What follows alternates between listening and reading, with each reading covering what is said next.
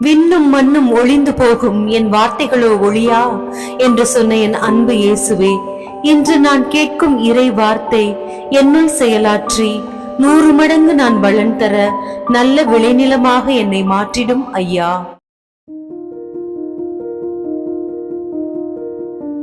யோவான் நற்செய்தி அதிகாரம் 9.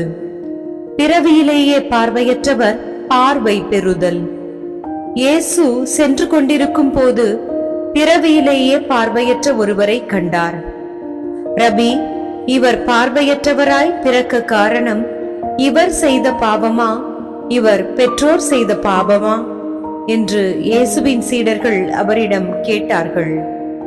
அவர் மறுமொழியாக, இவர் செய்த பாவமும் அல்ல, இவர் பெற்றோர் செய்த பாவமும் அல்ல, கடவுளின் செயல் இவர் வழியாக வெளிப்படும் பொருட்டே இப்படி பிறந்தார். பகலாய் இருக்கும் வரை என்னை அனுப்பியவரின் செயலை நாம் செய்ய வேண்டி இருக்கிறது. இரவு வருகிறது, அப்போது யாரும் செயலாற்ற இயலாது. நான் உலகில் இருக்கும் வரை நானே உலகின் ஒளி என்றார். இவ்வாறு கூறிய பின் அவர் தரையில் உமிழ்ந்து உமிழ் நீரால் சேறு உண்டாக்கி அச்சேற்றை பார்வையற்றவருடைய கண்களில் பூசி, நீர் சீலோவாம் குலத்துக்கு போய் கண்களை கழுவும் என்றார். சீலோவாம் என்பதற்கு அனுப்பப்பட்டவர் என்பது பொருள். அவரும் போய் கழுவி பார்வை பெற்று திரும்பி வந்தார். அக்கம் பக்கத்தாரும் அவர் பிச்சை எடுத்து கொண்டிருந்ததை முன்பு பார்த்திருந்தோரும், இங்கே அமர்ந்து பிச்சை எடுத்துக் கொண்டிருந்தவர் இவர் அல்லவா என்று பேசிக் கொண்டார்கள். சிலர் அவரே என்றனர். வேறு சிலர் அவரல்ல, அவரை போல் இவரும் இருக்கிறார் என்றனர். ஆனால் பார்வை பெற்றவர் நான் தான் அவன் என்றார். அவர்கள், உமக்கு எப்படி பார்வை கிடைத்தது என்று அவரிடம் கேட்டார்கள். அவர் அவர்களை பார்த்து, இயேசு எனப்படும் மனிதர் சேறு உண்டாக்கி என் கண்களில் பூசி சிலோவாம் குலத்துக்கு போய் கண்களை கழுவும் என்றார். நானும் போய் கழுவினேன், பார்வை கிடைத்தது என்றார். அவர் எங்கே என்று அவர்கள் கேட்டார்கள். பார்வை பெற்றவர் எனக்கு தெரியாது என்றார். பரிசேயரின் கேள்வி கணைகள். முன்பு பார்வையற்றவராய் இருந்த அவரை அவர்கள் பரிசேயரிடம் கூட்டி வந்தார்கள். இயேசு சேறு உண்டாக்கி அவருக்கு பார்வை அளித்த நாள் ஓர் ஓய்வு நாள். எனவே எப்படி பார்வை பெற்றாய் என்னும் அதே கேள்வியை பரிசேயரும் கேட்டனர். அதற்கு அவர், இயேசு என் கண்களில் சேறு பூசினார், பின் நான் கண்களை கழுவினேன், இப்போது என்னால் பார்க்க முடிகிறது என்றார். பரிசேயருள் சிலர், ஓய்வு நாள் சட்டத்தை கடைபிடிக்காத இந்த ஆள் கடவுளிடமிருந்து வந்திருக்க முடியாது என்று பேசிக் கொண்டார்கள். ஆனால் வேறு சிலர், பாவியான ஒரு மனிதரால் இத்தகைய அரும் அடையாளங்களை செய்ய இயலுமா என்று கேட்டனர்.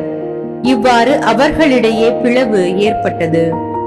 அவர்கள் பார்வையற்று இருந்தவரிடம், உனக்கு பார்வை அளித்த அந்த ஆளை குறித்து நீ என்ன சொல்கிறாய் என்று மீண்டும் கேட்டனர். அவர் ஓர் இறைவாக்கினர் என்றார் பார்வை பெற்றவர்.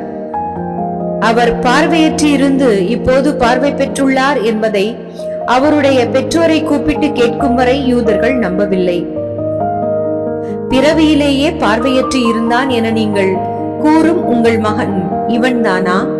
இப்போது இவனுக்கு எப்படி கண் தெரிகிறது என்று கேட்டார்கள். அவருடைய பெற்றோர் மறுமொழியாக, இவன் எங்களுடைய மகன்தான், இவன் பிறவியிலேயே பார்வையற்றவன்தான். ஆனால் இப்போது எப்படி அவனுக்கு கண் தெரிகிறது என்பதோ, யார் அவனுக்கு பார்வை அளித்தார் என்பதோ எங்களுக்கு தெரியாது. அவனிடமே கேளுங்கள், அவன் வயது வந்தவன் தானே, நடந்ததை அவனே சொல்லட்டும் என்றனர். யூதர்களுக்கு அஞ்சியதால் தான் அவருடைய பெற்றோர் இப்படி கூறினர். ஏனெனில் இயேசுவை மெசியாவாக ஏற்றுக்கொள்ளும் எவரையும் தொழுகை கூடத்திலிருந்து விலக்கிவிட வேண்டும் என்று யூதர்கள் ஏற்கனவே தங்களிடையே உடன்பாடு செய்திருந்தார்கள். அதனால் அவருடைய பெற்றோர், அவன் வயது வந்தவன் தானே, அவனிடமே கேட்டுக்கொள்ளுங்கள் என்றனர். பார்வையற்று இருந்தவரை யூதர்கள் 2ஆம் முறையாக கூப்பிட்டு, அவரிடம், உண்மையை சொல்லி கடவுளை மாட்சிப்படுத்து, இம்மனிதன் ஒரு பாவி என்பது எங்களுக்கு தெரியும் என்றனர். பார்வை பெற்றவர் மறுமொழியாக, அவர் பாவியா இல்லையா என்பது எனக்கு தெரியாது. ஒன்று மட்டும் எனக்கு தெரியும், நான் பார்வையற்றவனாய் இருந்தேன், இப்போது பார்வை பெற்றுள்ளேன் என்றார். அவர்கள் அவரிடம், அவன் உனக்கு என்ன செய்தான், எப்படி பார்வை அளித்தான் என்று கேட்டார்கள். அவர் மறுமொழியாக, ஏற்கனவே நான் உங்களிடம் சொன்னேன், அப்போது நீங்கள் கேட்கவில்லை, இப்போது மீண்டும் ஏன் கேட்க விரும்புகிறீர்கள்? ஒருவேளை நீங்களும் அவருடைய சீடர்களாக விரும்புகிறீர்களா என்று கேட்டார். அவர்கள் அவரை பழித்து, நீ அந்த ஆளுடைய சீடனாக இரு, நாங்கள் மோசேயின் சீடர்கள், மோசேயோடு கடவுள் பேசினார் என்பது எங்களுக்கு தெரியும், இவன் எங்கிருந்து வந்தான் என்பதே தெரியாது என்றார்கள். அதற்கு அவர், இது வியப்பாய் இல்லையா? எனக்கு பார்வை அளித்திருக்கிறார், அப்படி இருந்தும் அவர் எங்கிருந்து வந்தார் என தெரியாது என்கிறீர்களே. பாவிகளுக்கு கடவுள் செவி சாய்ப்பதில்லை. இறை பற்றுள்ளோராய் கடவுளின் திருவுளப்படி நடப்பவருக்கே அவர் செவி சாய்க்கிறார் என்பது நமக்கு தெரியும். பிறவியிலேயே பார்வையற்று இருந்த ஒருவர் பார்வை பெற்றதாக வரலாறே இல்லையே. இவர் கடவுளிடமிருந்து வராதவர் என்றால் இவரால் எதுவுமே செய்திருக்க இயலாது என்றார். அவர்கள் அவரை பார்த்து, பிறப்பிலிருந்தே பாவத்தில் மூழ்கி கிடக்கும் நீயா எங்களுக்கு கற்றுத்தருகிறாய் என்று சொல்லி அவரை வெளியே தள்ளினர். பார்வையற்றோர் பரிசேயரே. யூதர்கள் அவரை வெளியே தள்ளியதை பற்றி இயேசு கேள்விப்பட்டார். பின் அவரை கண்டபோது, மானிட மகனிடம் நீர் நம்பிக்கை கொள்கிறீரா என்று கேட்டார். அவர் மறுமொழியாக, ஐயா, அவர் யார்? சொல்லும், அப்போது நானும் அவரிடம் நம்பிக்கை கொள்வேன் என்றார். இயேசு அவரிடம், நீர் அவரை பார்த்திருக்கிறீர், உம்மோடு பேசிக் கொண்டிருப்பவரே அவர் என்றார். அவர், ஆண்டவரே, நம்பிக்கை கொள்கிறேன் என்று கூறி அவரை வணங்கினார். அப்போது இயேசு,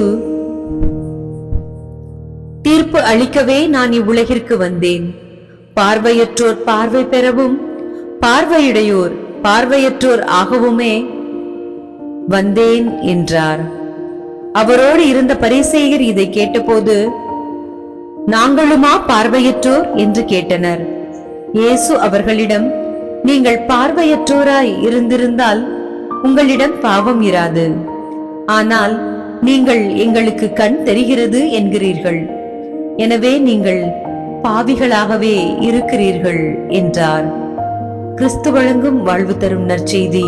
கிறிஸ்துவே, உமக்கு புகழ்.